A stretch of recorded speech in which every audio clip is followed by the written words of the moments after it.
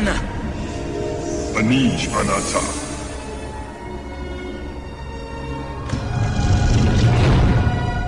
À chaque réponse exacte, Annie passe une nouvelle porte.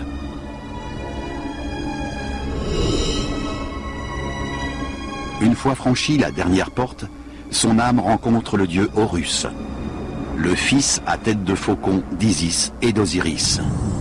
C'est lui qui mène Annie à l'épreuve finale, dans la salle du jugement. Le plus important était de comparaître avec succès devant le tribunal d'Osiris et d'être jugé digne de séjourner au royaume des bienheureux. La déesse Ma'at incarnait la vérité, la justice, l'ordre et l'équilibre.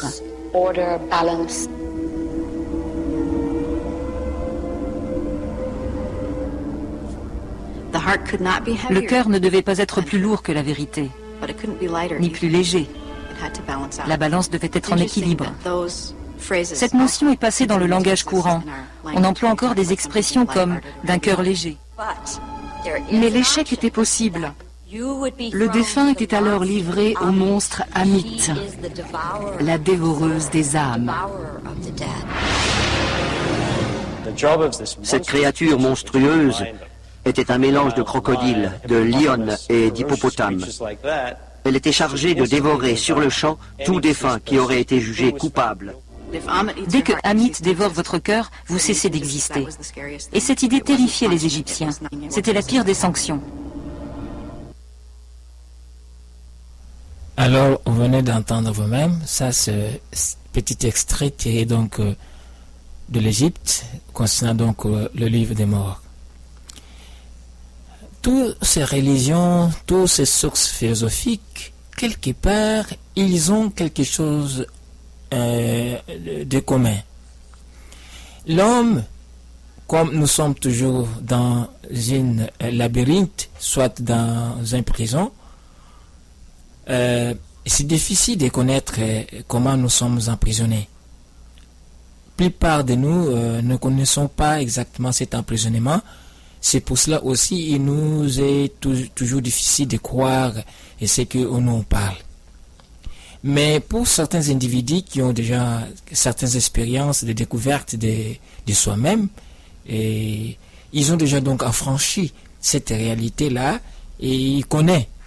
Nous sommes ici pour ne pas juger, ni influencer les autres pour nous suivre. C'est question de vivre ça. C'est une expérience individuelle. C'est-à-dire que chacun, s'il le veut, peut expérimenter la divinité. La divinité, c'est la réalité.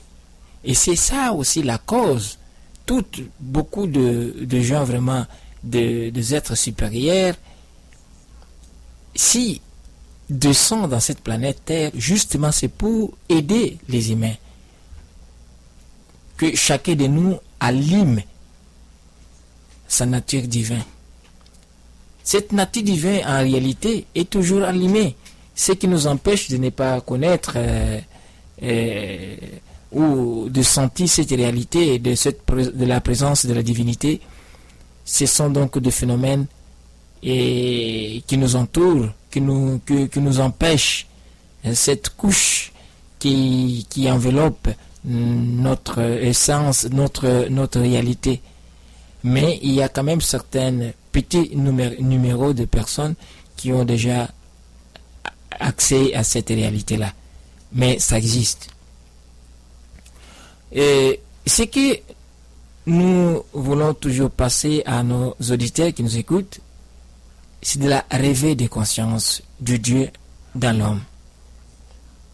Nous avons un peu essayé de parler sur beaucoup des histoires, mais dans tout ça, il y a beaucoup de points quand même en commun, et surtout importants, qui peuvent nous amener toujours et de se demander pourquoi je suis ici sur la terre, quel est le but de ma vie.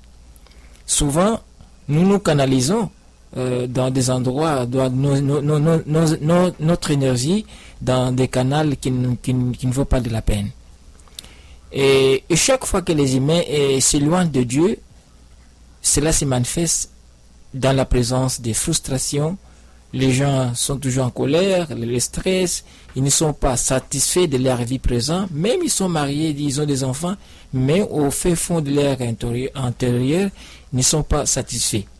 Donc, si vous sentez ces phénomènes-là et qu'il vous manque quelque chose, vous n'êtes pas à l'aise, vous n'êtes pas erré à même la vie présente que vous avez, même en travaillant, tu as de l'argent, mais tu sens que vous n'êtes pas erré, c'est là, ça nous dit ceci, que vous êtes en train donc d'investir dans une direction qui n'est pas l'objectif de votre vie, soit qui n'est pas de la volonté de Dieu. Et si l'homme n'arrive pas à changer donc sa façon de voir, sa façon de penser, vous ne serez pas erré dans cette vie présente. Et qu'en dites-vous, monsieur Bona Lando? À vous la parole. Bon, moi je dirais, le problème, il faut savoir relier les points, les mettre dans son contexte présent et de voir où il y a des manquements, où il y a des vides et combler les vides. C'est ça, ce que personne ne veut faire. Les gens veulent continuer dans leur routine. Et la routine bloque les gens. Dans le sens que,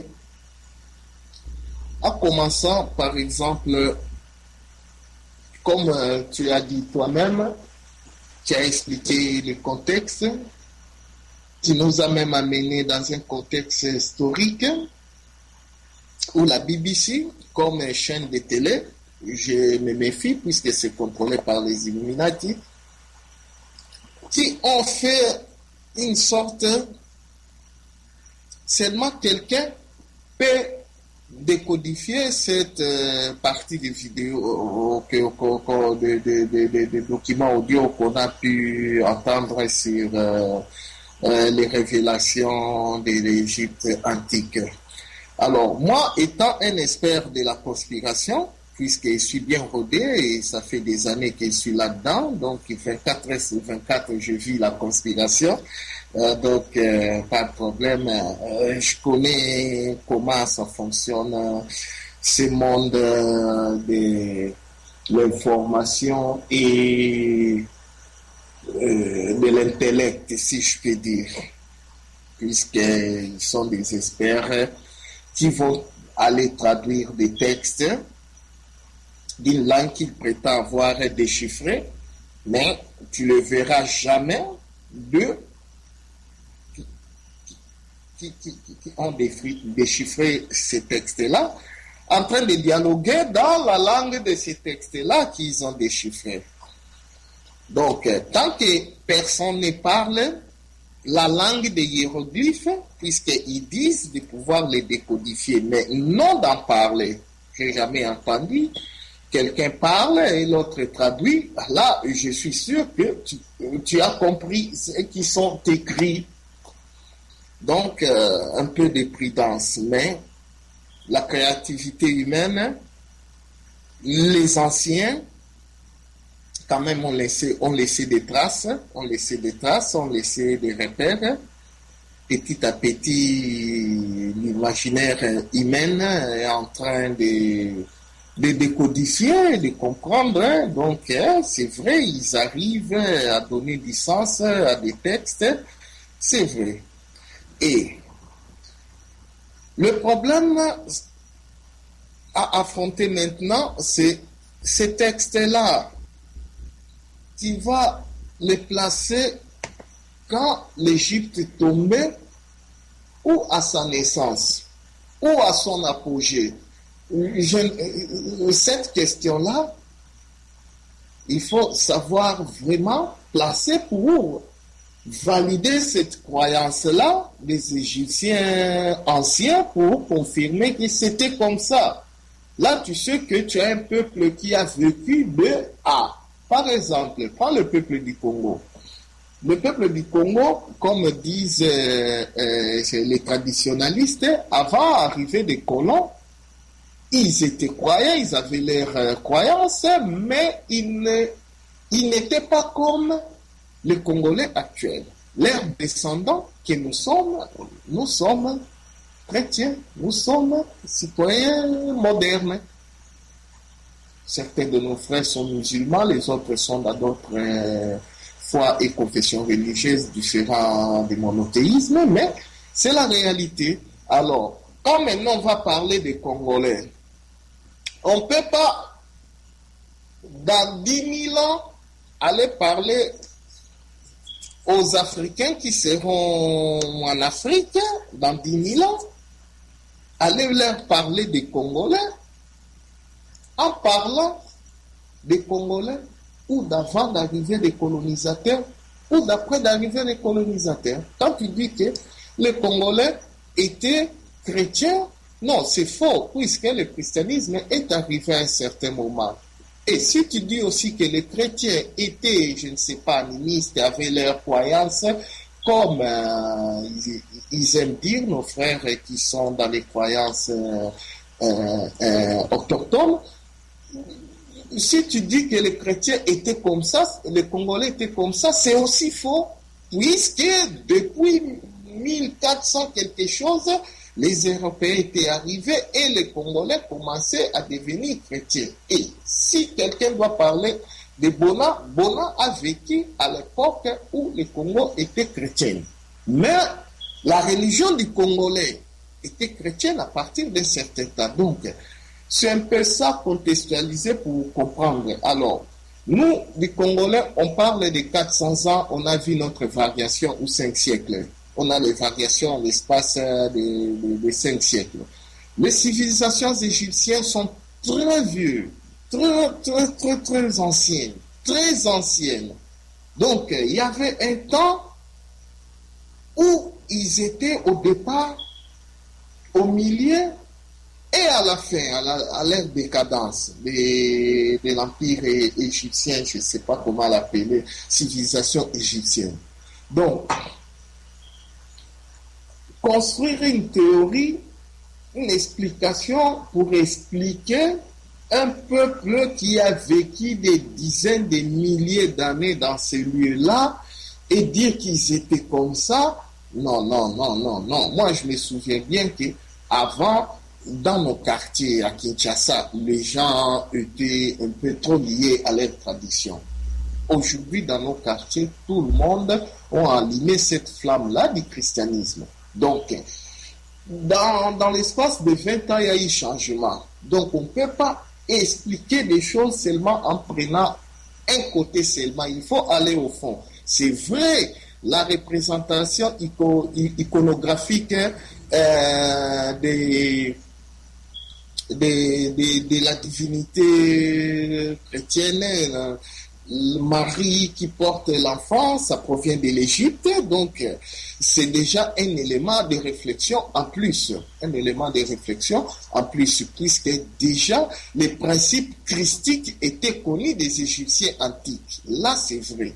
Mais c'est même, par exemple, BBC, si tu vas aller voir ces documentaires, il te présente des documentaires sur les pyramides d'Égypte. Il va te dire que c'était les tombes de Pharaon. Et pourtant, ce n'est pas vrai. Les autres chercheurs ont fait des recherches, ont proposé d'autres explications qui ont donné une face aux pyramides. Et quand on pense que les peuples qui ont vécu, qui ont construit ces pyramides-là, ne l'ont construit pas seulement en Égypte, mais partout dans le monde, en appliquant des connaissances scientifiques très pointues et en le plaçant dans des endroits stratégiques, dans des lignes de vortex, des points de vortex énergétiques très élevés. Donc, on peut dire que les peuples anciens avaient des connaissances plus avancées et ces connaissances-là nous sont inconnues jusqu'à maintenant. Par notre créativité, imagination, nous cherchons d'expliquer des choses que nous n'avons pas de certitude. Nous pouvons mettre des théories, expliquer nos théories, démontrer ça, mais ce ne sont que nos théories, nos suppositions. C'est vrai, le principe, cette image-là, l'icône-là de la mère avec l'enfant noir, c'était déjà représenté en Égypte. L'Égypte parlait de